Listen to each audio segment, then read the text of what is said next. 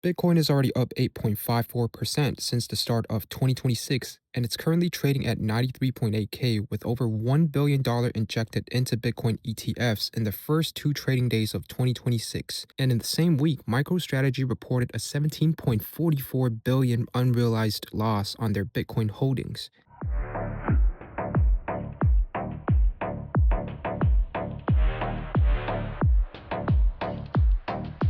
Welcome back to Black Room Trade. In this playlist, we don't predict price, we read market structure, positioning, and behavior. Alright, let's take a look at Bitcoin overall performances. So the open interest looks elevated, funding rates are still relatively neutral, and in the past 24 hours, we've seen over 400 million in liquidation, mostly on the short side. But MicroStrategy reported a 17.44 billion unrealized loss on their Bitcoin holdings, while BlackRock IBIT alone pulling in 660 million in the ETF inflow. If you look at this ETF flow table, here's what you'll see.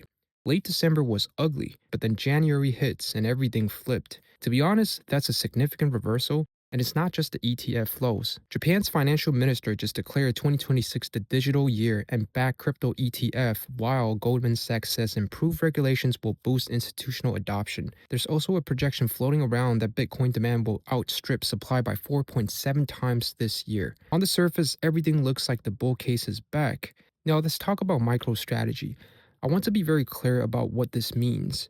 Unrealized means the loss exists on paper. It means if they sold all their Bitcoin today at current price, they would take that loss. But the thing is, they haven't sold, so no Bitcoin has moved and there's no forced liquidations. This is pretty much just accounting, not a fire sale. But I do think the headline still matters because when 17 billion shows up in the mainstream financial news, it shapes how traditional investors think about corporate Bitcoin exposure. The corporate treasury thesis was a big part of the bull narrative, and when the flagship example shows this kind of paper loss, it doesn't kill the thesis, but it creates friction. Before we go deeper, shout out to Jay Addict for pointing out something critical from our last video. Now, Venezuela isn't just a political chaos, it's a resource-rich country with substantial gold and mineral reserve that underpin its strategic importance. And that resource base is part of why this geopolitical event matters economically, not just politically. When leadership control change in a country like that, the real question becomes who influence how those resources are managed, sanctioned, or brought back into the global market. That's a macro power shift, not a trading signal.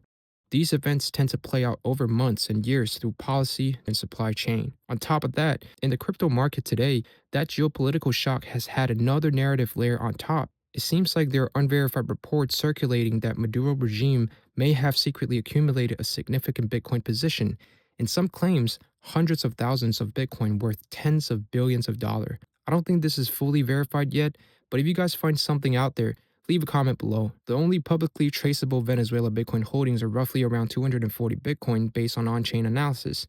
But it may be one of the narratives shaping how traders interpret Bitcoin's resilience right now, not as a driver, but as part of the broader story market are reacting to. On the mining side, frictions are still building.